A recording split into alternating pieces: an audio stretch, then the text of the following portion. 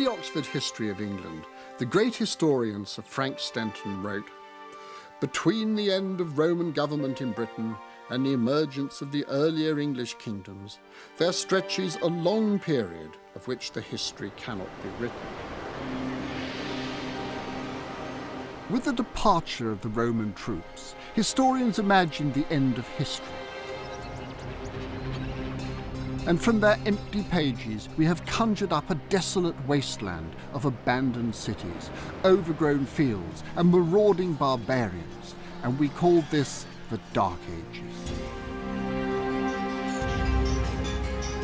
In actual fact, sophisticated societies developed in Britain in the Dark Ages. Released from its associations with Rome, Britain began to forge an independent identity.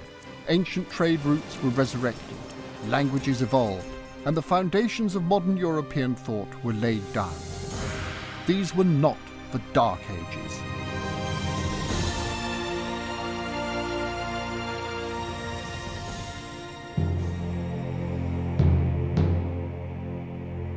The fall of Rome led to a period of political instability throughout Europe.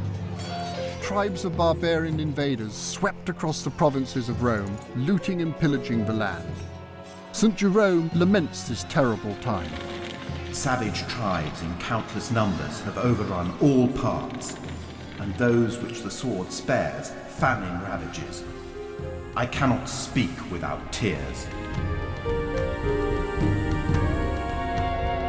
But what became of Britain on the outskirts of his crumbling empire?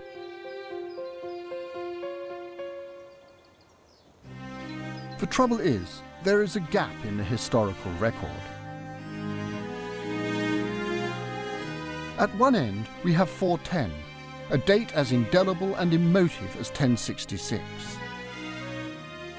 410 was the year that Rome told Britain, "Look to your own defences." At the other end, we have 597, the year in which Pope Gregory I of Rome converted the Anglo-Saxons to Christianity.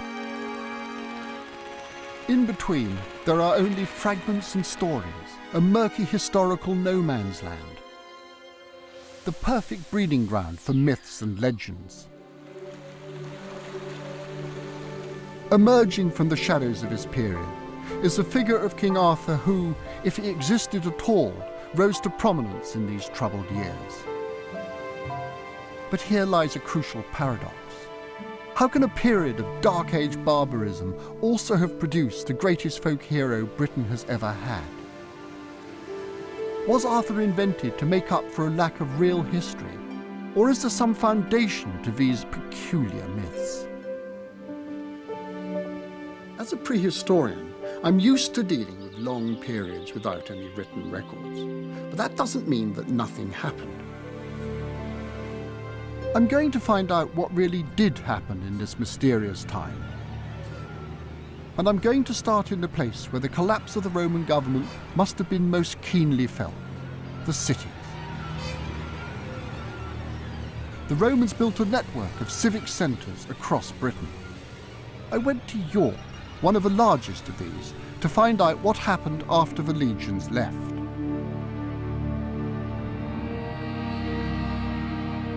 Underneath the medieval city walls, it's possible to see the earliest layers of a city's rich history. Whilst the Roman and later Viking layers provide plenty of archaeological evidence, the elusive Dark Age layers contain few recognisable artefacts. It's almost as if the period is invisible to archaeologists. However, by the side of the Roman bridgehead in York, archaeologist Mark Wyman has made a breakthrough. By re-examining thousands of pieces of pottery thought to be part of the city's Roman history, he has begun to shed some light on the city's Dark Age past. Okay, Francis, well, this is where we do the pottery. One thing that definitely does happen at the end of the 4th century in Britain is that coins disappeared. Coins are crucial to establish a chronology. But with no coins available, Mark had to find a new way of interpreting the evidence. We were looking for a type of pottery that might have continued in production beyond the end of Roman Britain. The pottery Mark was looking at could not be matched to any traditional Roman products. Mark, why do you believe this rather strange-looking stuff is 5th century? Well, this is what's known as calcite gritted ware. Yeah. It's a late Roman coarse pottery type, manufactured in huge quantities in East Yorkshire. The material we're looking at here is actually from a site excavated by the site of the Roman bridgehead at York. The layers that produced Mark's pottery had to be dated later than the Roman period. This suggests that pottery was being manufactured in York after the Romans left.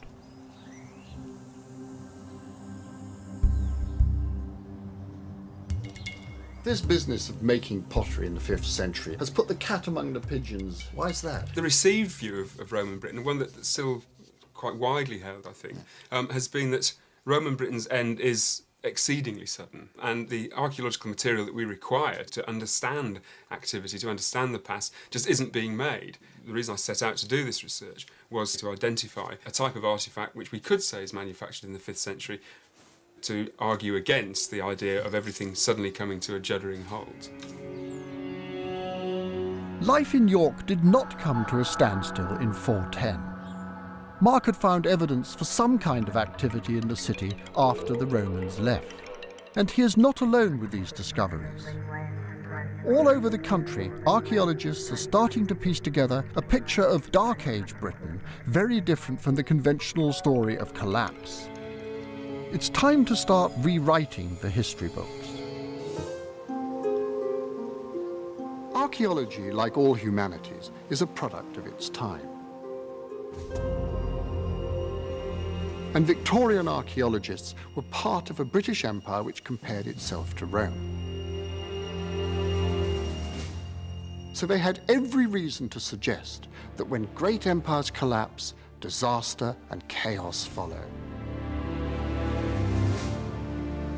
Amid the gentle hills of a Shropshire countryside lie the remains of the Roman town of Wroxeter.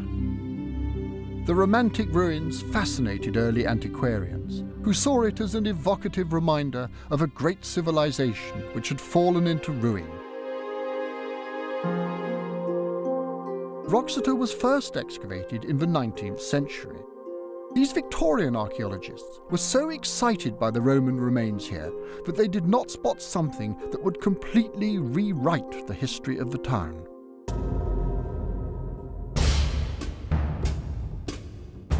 It wasn't until the 1980s that archaeologists discovered the real story of Wroxeter. As they wandered over the rubble, he found these two large round stones. The inspector said, well, perhaps these are the same.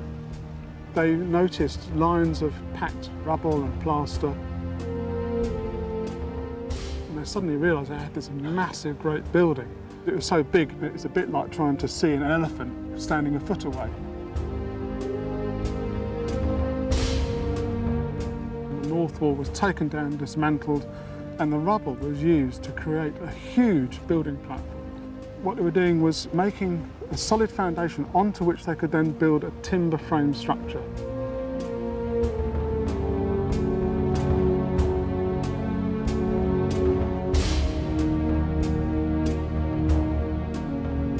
The dating was the major problem. The big building and all the other buildings around it had to fit in between about 520 and about 590, 600. So, I mean, we're long after the official end of Roman Britain in 410, aren't we? And they're building huge buildings which are laying out in Roman measurements. I mean, they're thinking like Romans, aren't they? They are Romans. This is our perception that we think of Romans as being foreigners who come over, occupy the country and then go away again. They weren't. The people in the country Romanised. They became Roman. I mean, central control, central administration had sort of broken down. So, I mean, who was organising, and what was it, an Arthur-like character? It's a very difficult question to answer because we had no evidence. No. But if you think about it, this is like trying to answer the question of who lives in Buckingham Palace purely from the foundations. What we can say, however, is that this person had power. So they are someone who's able to command authority.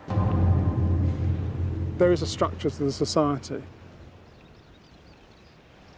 The discoveries at Wroxeter were a great advance in archaeology. They opened the way for archaeologists to re-examine other Roman sites in Britain to discover what happened during the so-called Dark Ages.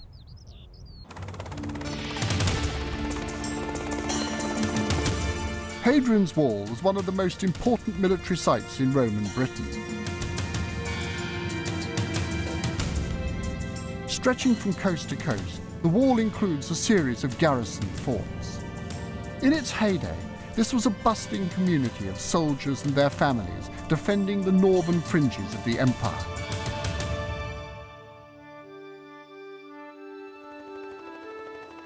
What happened after the Roman army pulled out has long been a mystery.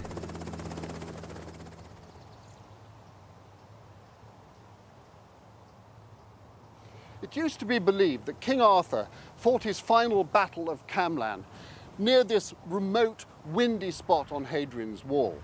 But recent work has shown that within the fort of Burd Oswald, there was an altogether more extraordinary archaeological story to tell. Burd Oswald is the most westerly of the series of forts which line the wall. Miriam Lincoln showed me round the remains of this military headquarters. It's the main road through the fort, buildings either side, huge drill hall, the granaries to the south here. It was the granaries that archaeologist Tony Wilmot decided to examine when he began excavation here. I just had a feeling from looking around the site that late Roman would survive quite well. And a chap in one corner said, Tony, I think we've got a bit of a straight line here. And a chap in another corner said, it's a bit of a right angle. And I basically went to the top of the tower of the farmhouse, looked down, and there was just this great rectangle sitting there. Above the stone foundations of the Roman granaries, Tony discovered the remains of a huge structure which was built long after the Roman troops withdrew. It was a unique archaeological discovery. What was it like? It's just jaw-dropped, you know. You think, God, this is it, really, you know. You've got this lovely, huge, open structure, thatched roof, and it would be the first thing you saw as you came through the gateway there. I put one of my most experienced diggers just to give a very quick clean to this slight trench, and I didn't tell her what I was looking for. And I said, anything odd about this? And she said, there's these sort of hard, flat patches. Yeah. Oh, where are they? And she went, well, there's one here, and I pointed to that. Yeah. And there's one here, and I pointed to that. And sure enough, they paired up.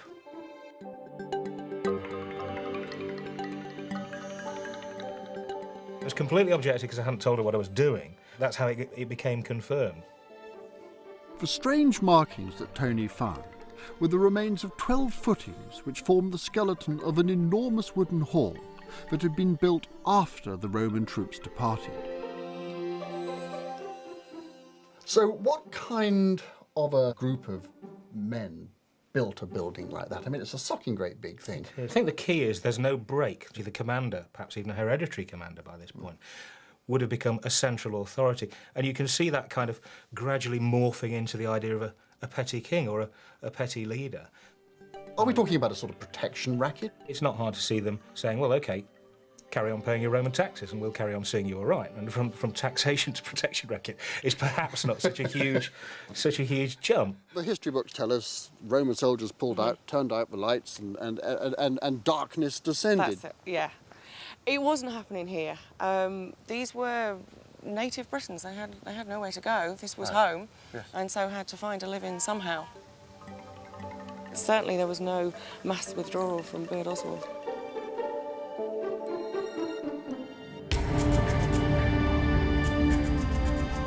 Do you reckon there are more late forts along Hadrian's Wall? I think there's certain to be. These communities didn't just disappear. If you're sitting pretty behind some high stone walls, you're not just going to disappear and start practicing subsistence farming. You're going to stay put. There's started to be evidence from a number of places now that this sort of thing took place. Perhaps Burd Oswald is just one of a network of fortified centres that are growing up.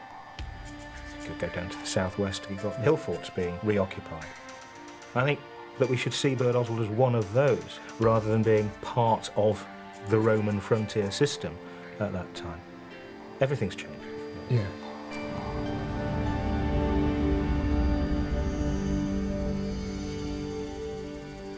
To the east of Birdoswald is a lake called Crag Loch. From here, archaeologists have extracted soil samples to construct a picture of how the landscape changed when the Roman troops pulled out. This process, known as pollen analysis, involves examining the types of trees that once grew here. I like trees, which is why I've planted them on my farm. But to archaeologists, the presence of trees on land that had once been farmed shows that the countryside has been abandoned. And in the Dark Ages, the traditional view is that the countryside reverted to a wild wood once the Romans had withdrawn. The work at Crag Loch challenges this view. It was carried out by Petra Dark of Reading University. Pollen analysis gives us really good evidence for what the countryside of the past was like. We can actually identify the pollen grains of different plants, like the trees, the cereals and so on. And we can count the pollen samples taken through cores of sediment and reconstruct vegetation change over long timescales. Petra is able to build up a picture of what the landscape looked like hundreds of years ago. If we get cereal pollen, that tells us that they're growing crops nearby. If we have tree pollen, that tells us there was woodland nearby. And this is very important for reconstructing changes in farming in the past, because we can see were they farming very intensively or had areas of land been abandoned to farming, in which case they quite rapidly revert to woodland. By carbon dating the samples, Petra is able to tell when a landscape changed. By the Roman period, this is quite an open landscape, a lot of the woodland's gone. Petra's charts clearly show that at Hadrian's Wall there was not a massive increase in forest when the Romans pulled out. By the end of the Roman period, we start to get an increase of birch pollen. But the other trees are not really changing, so there isn't massive woodland regeneration happening. Contrary to popular belief, the landscape at Hadrian's Wall did not revert to forest when the Romans left. Petra has compared samples from a selection of sites across Britain. While some do see an increase in woodland, at many the land continued to be farmed in exactly the same way. And in certain places, land use actually intensified after the Romans departed. We can't generalise across the whole of the landscape in the way that, in the 1950s, before we had this evidence, there was this generalisation. That's much too simple a picture. Petra's work demolishes the vision of Britain reverting to a wild wood once the Romans departed. In forts like Birdoswald and towns like Wroxeter, the end of Roman administration did not bring about the breakdown of society. Released from the controlling hand of Rome, new leaders emerged and society regrouped. But this new independence did not mean that Britain had cut herself off from the rest of the world. A series of extraordinary contacts were about to be made with some of the most powerful players in the ancient world. At Tintagel, on the Atlantic coast of Cornwall, there is a rugged promontory. This dramatic site has long been associated with the Dark Age warrior King Arthur.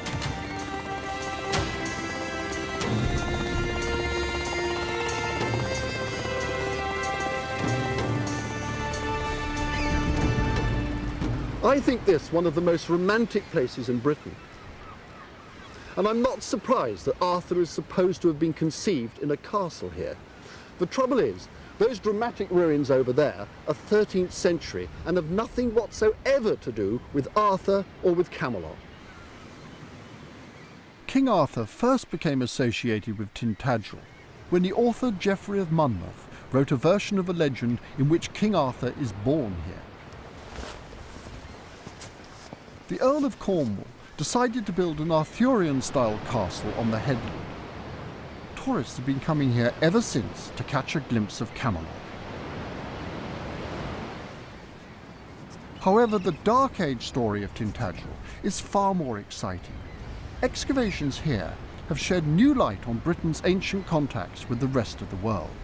Charles Thomas explains. This is the classic way to see it, to approach it, because we've got the island, we've got that neck there, and you can see most of the important parts. You can see the top, the summit there. In the early 1980s, there was a fairly dramatic fire here, and the whole of the top of the plateau caught fire. The grass burnt, even the roots burnt. We then had a unique opportunity to examine 2 or 3 acres. We found that the top, far from being bare, was covered with the remains, the footings of little huts. 20 or 30 rectilinear buildings. We thought that these were all medieval. We now know they're post-Roman. We've investigated 10% of the top of the island. We found that the pottery, although burnt, was still recognizable as post-Roman imported pottery. Something had been taking place at the top, on a big scale. At the precise location where writers imagined a Dark Age king being born, modern archaeology had found the remains of a large settlement dated to the middle of the Dark Ages. And this was not all. Trampled amongst the remains of the buildings were thousands of sherds of intriguing pottery. The finds are extraordinary because there were large quantities of wheel-made pottery. None of this was the same as we get in Roman Britain, and none of it was anything that could conceivably have been produced here in post-Roman times.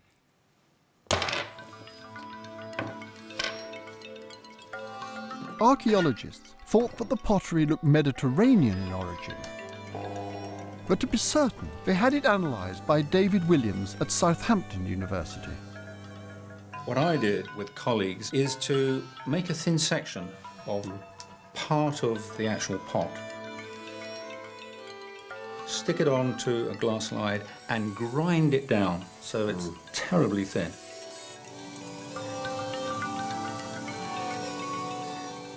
When you put it under the microscope, you can actually see the minerals and the rock fragments in the clay of the vessel. Right. And they will actually reflect what type of geological area the clay came from. So if I look through this, that slide you've got in there, lots of white bits and, 3 sort of pinky things. That's right. That's serpentine. That isn't a common mineral at all. You do get examples of serpentine around the Mediterranean, in western Cyprus, and they also occur just across the coast in southern Turkey. There's a whole string of kilns around there. When we compare them with the Tintagel pottery, and it's almost a dead ringer. David discovered that the Tintagel pottery had been made in one of a series of enormous kiln sites in southern Turkey. So much pottery was produced at these sites that it still lies in huge piles by the side of the road today. These are thick, sturdy vessels that were made for the buffeting of sea transportation. They were very heavy indeed. These heavy-duty pots were used for transporting goods such as olive oil and wine around the Mediterranean. The ship that visited Tintagel may well have started from Turkey, perhaps to pick up further cargoes, tableware, micaceous jars, across to the Peloponnese, pick up more amphora, and then to Carthage, where possibly it picked up North African olive oil amphora, plus the African tablewares, and from there, possibly through the Straits of Gibraltar to Tintagel. The big containers, they're really the Coca-Cola tins of their period. If that's turning up in Tintagel, these things don't last forever. The first time some idiot drops it, it's shattered. You can say this is a group of pottery from the Mediterranean which got here in some such period as 530 to 560. Britain was at the edge of a vast trade network, driven by Constantinople, the new powerhouse of the ancient world. Power shifted to Constantinople, modern-day Istanbul, after Rome was sacked by the barbarians in 410. the Eastern Empire continued to be run here for a further 1,000 years. But what brought these Mediterranean traders to Britain? What did we have to offer them? A discovery in Devon in 1995 provided a clue. Divers looking for the remains of a galleon came across a most unusual find. This estuary was mistaken as the entrance to Plymouth Sound. And then they'd see this great big expanse of water, and of course you've got this hidden reef of rocks. And you hit that lot, I mean, you've had it, haven't you?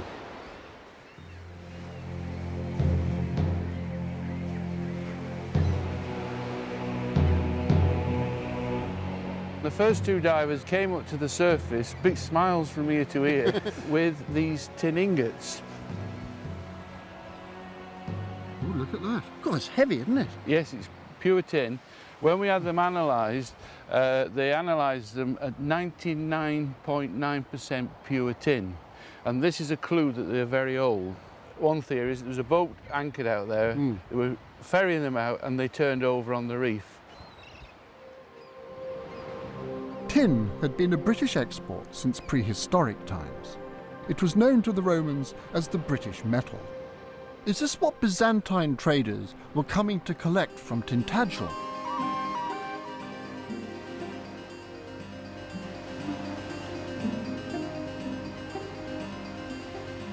If you control a large area, you let it be known that by midsummer the tribute you're going to enforce is X blocks of tin, and you collect a lot of this.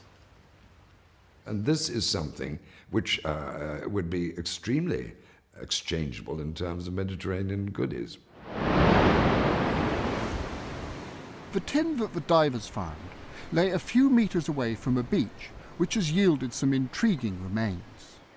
Coastal erosion has revealed hearths where meat had been cooked. Could these be connected to the tin trade? Sam Turner is about to start excavating here. Well, there's several hearths eroding from the cliff. The site's been known about since the 1960s and it's been monitored since, and the erosion's got really quite bad recently. In fact, you can see some of the charcoal deposits here in the face of the sand cliff, blackened material. Look, got the charcoal too. Yeah, big lumps of charcoal. And that's part of a hearth which extends sort of 5 or 6 feet across this area. But I mean, there's more than just charcoal there. I mean, just looking down here, look there, what's that? It looks like a bit of bone. There's bone from various species here. Some of the bone has clearly been butchered on the site. Yeah. I mean, what's going on? They're right on the seashore. It must have something to do with it. This is probably some kind of seasonal settlement associated with activity that was going on here, probably trading activity. And we know that imported pottery from the Mediterranean has been found at this site with these kind of features. This is the kind of trading activity we know is going on all around the Southwest Peninsula at this time. This Mediterranean pottery. Why is it being used on the port? I mean, you don't get champagne bottles being opened in the port of London, do you? I mean, that happens somewhere else. Certainly, I think that this activity must be associated with the social elite. These presumably would be the people who are here undertaking trade, using it as a meeting place to meet and exchange news and ideas. Sam's discoveries were not unique. All along the coast, archaeologists are beginning to find evidence for more of this elaborate activity. On this shoreline alone, 500 sherds of pottery and 10 feasting sites have been found. These hearths were the remains of what can only be described as beach parties held on the occasion of visits from Mediterranean traders. Such festivities indicate there was more to this Mediterranean contact than the straightforward exchange of tin for wine.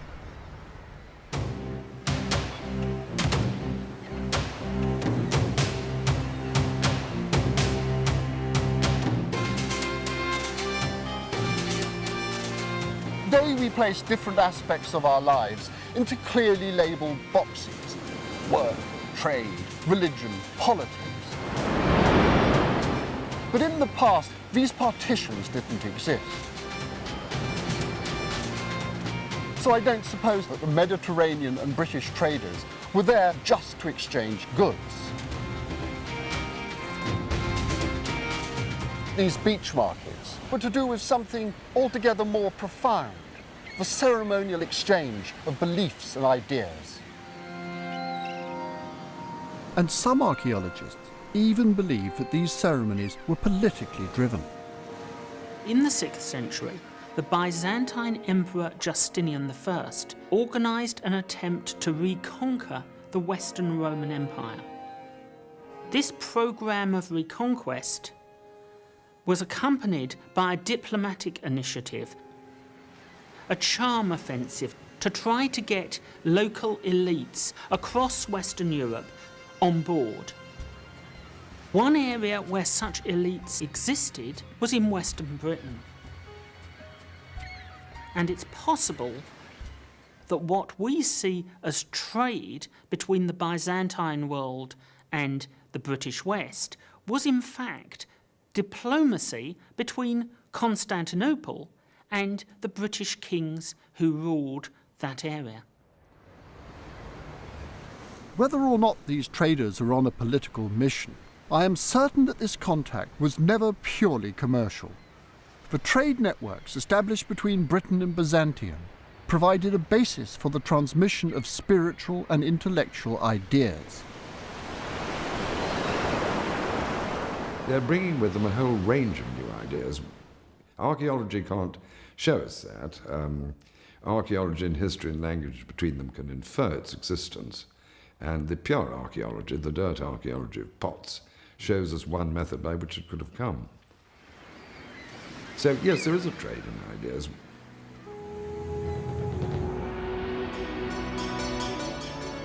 The Byzantine merchants did not sail halfway across the known world to visit a deteriorating island.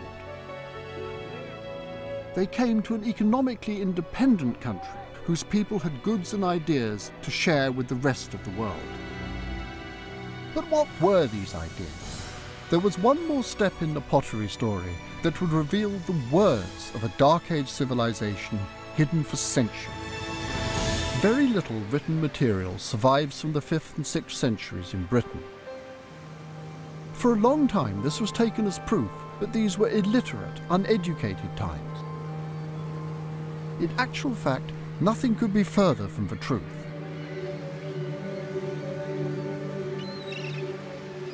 Dark Age Britain was a time of intellectual as well as economic advance. A single sherd of Mediterranean pottery, identical to the Tintagel material, was recently found on the remote island of Caldy off the south coast of Wales.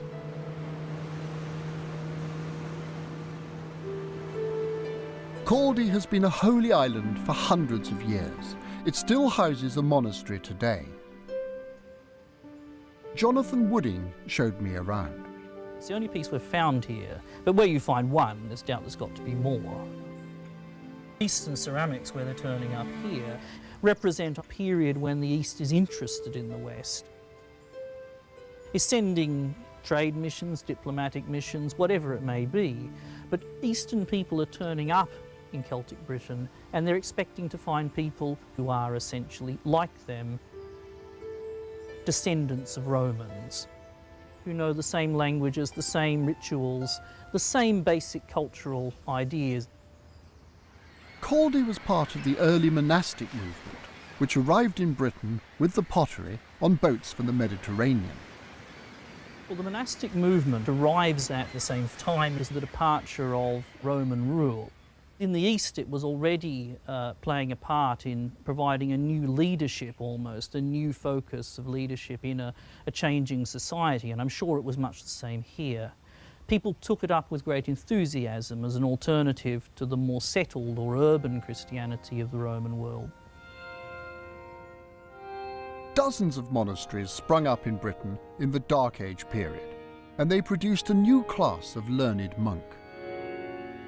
There is one historical source for Dark Age Britain, written by a monk named Gildas in the 6th century, about 100 years after the departure of the Romans. It's an extraordinary, arousing account of this country's history. It was written in high-grade and rather flowery Latin. It was clearly intended for a sophisticated and literate audience, because it's peppered with classical references.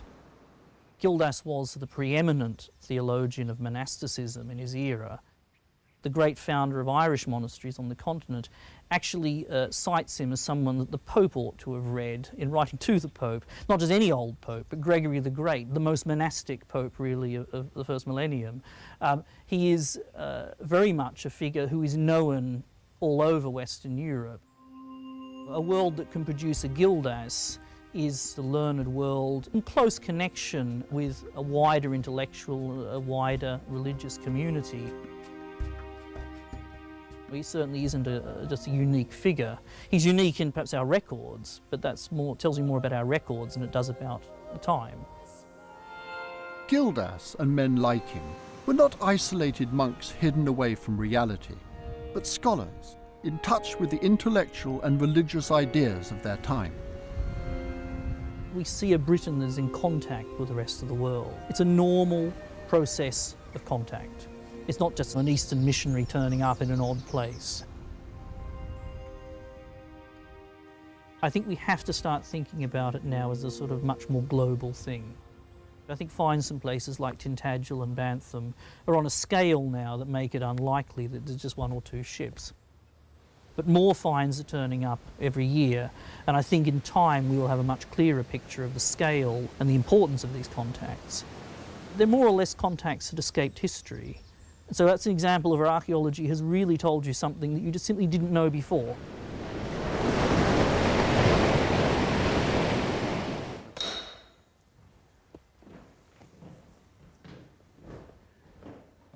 Literacy was not confined to the monastic elite in Dark Age Britain. Caldy Island had one more secret to give up in the form of an ancient stone inscribed in Latin. With the sign of the cross, I ask from all those walking there that they pray for the soul from within of Cadogan. This is rhythmic, syllabic, Adonic verse, and it is by centuries the oldest.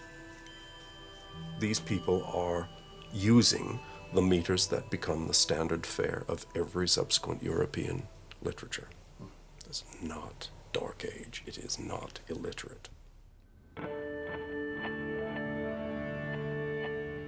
Stones like the one in Caldy have been found scattered across Western Britain. These inscribed stones provide clear evidence for a highly literate society in Dark Age Britain.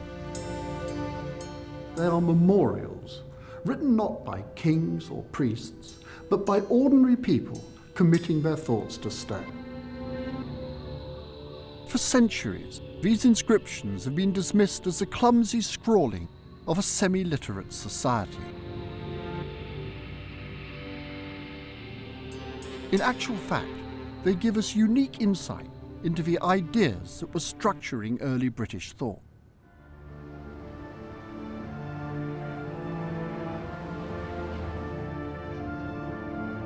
The job of deciphering these ancient messages has been the work of David Howlett, editor of the Latin Medieval Dictionary in Oxford.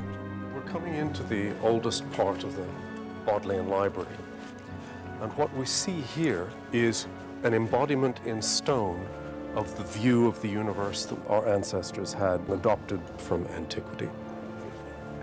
7 liberal arts, the human constructs of language, grammar, rhetoric, and logic, and the divine hard science, all of them mathematical. Arithmetic is static number, music is moving number, astronomy, geometry. David believes that the structures which still shape learning today were first formulated in the Dark Ages. Was it some form of intellectual opposition that structured the way they thought? It was a cooperation, a combination. You have the school of languages at the same door as the school of geometry and arithmetic. And over there, the school of astronomy in the same door as the school of rhetoric. It was a cooperation, a combination, the human arts with divine mathematical art. You need both. You cannot have one without the other. During the 6th century, modern Europe is invented, and it's invented here. Inside Britain, what we have is both this highly polished rhetorical Latinity from Gildas 130 years after the departure of the legions, and these stone inscriptions. Now, the inscriptions have looked like ropey, odd Latin prose because they are, in fact, verse. Nobody read them aloud to see that they go tumpty, tumpty, tumpty. It's just there, you see it. And once you see it, it transforms your view of what you're reading, and it even more seriously transforms your view of the society from which this emerged. Some of these stone inscriptions contain hidden layers of meaning. And the inscription reads, Carausius hic jacet in hoc, congeries lapidum.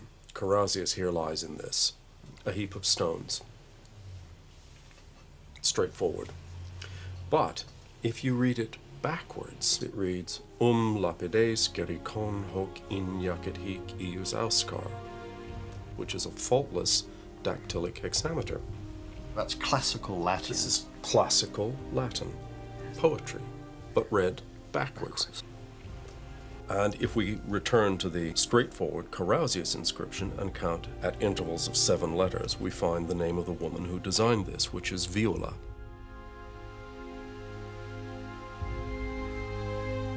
Jorvert and Roalaun in sepulchres look in peace for the awesome advent of the judgment. Sanctissima mulier hic jacet, quae fuit amatissima conjux Bivatisi. Audiva, a most holy woman, here lies, who was the most beloved wife of Bivatisus. In morals, discipline, and for wisdom than gold and precious stones, this woman was better. Now, she is the most holy, most beloved wife of a bishop. You've said that there are thousands of these Dark Age inscriptions. That does rather imply that there were an awful lot of readers. Some of these inscriptions are on hillsides in deepest Brycheiniog. They imply that there is a large class, large enough numbers to make this worthwhile. These islands are the focus for the real survival of Latin. If you imagine that at the time of the departure of the legions, the Brits are the only people in Europe who carry on writing very high-level literary Latin. And the reason this remained pure was that these were the only people in Europe who did not speak a Romance mother tongue. There was less linguistic interference from one to the other, so they learned Latin by the book. Rather like Salman Rushdie learning English by the book and then writing very high-level literary language. And the Brits are the only people in Europe who do this. Are we looking at a Renaissance here? For a Renaissance to occur, you have to have a Dark Age.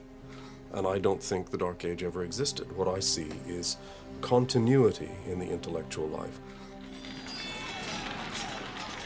The fall of Rome in 410, what caused the withdrawal of the legions from Britain, is a finite historical moment with great ramifications, and they're serious and catastrophic. And people have just supposed that that was what happened in Roman Britain, but it didn't.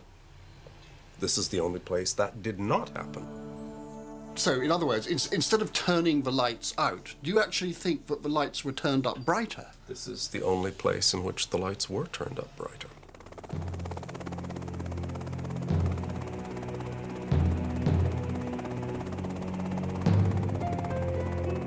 Not only had Britain survived the Roman withdrawal, refashioning towns and resurrecting trade links, she had started to lay the foundation for an intellectually exciting future.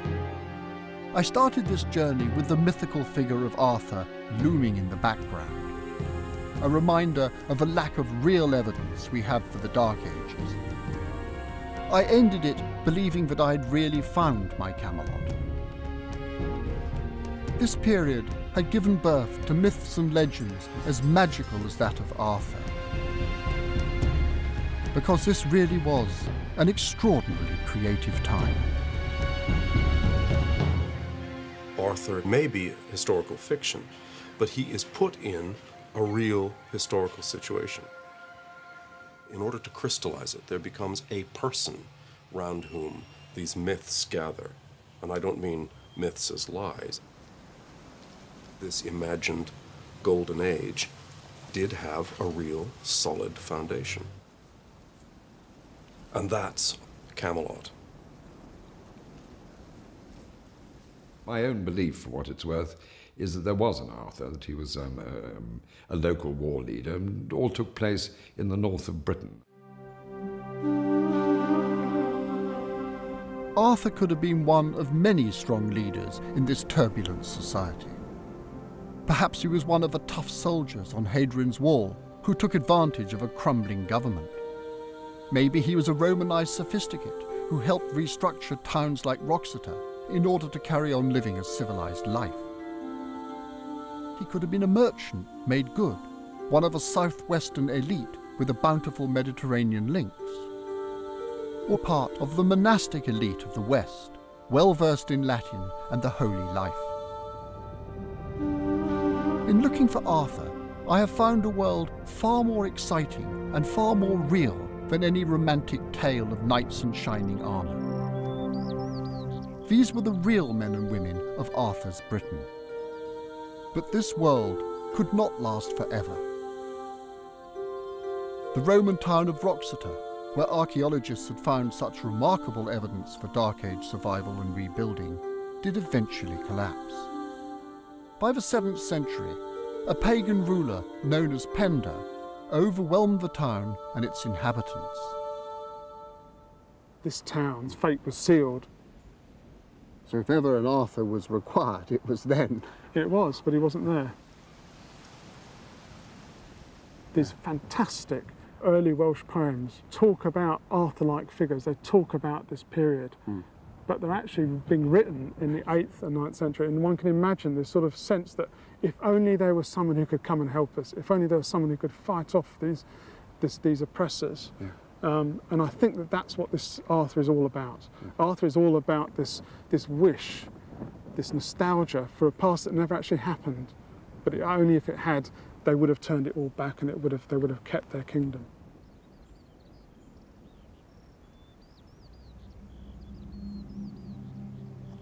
Whether or not they had an Arthur to protect them, the inhabitants of Wroxeter abandoned their town in the 7th century.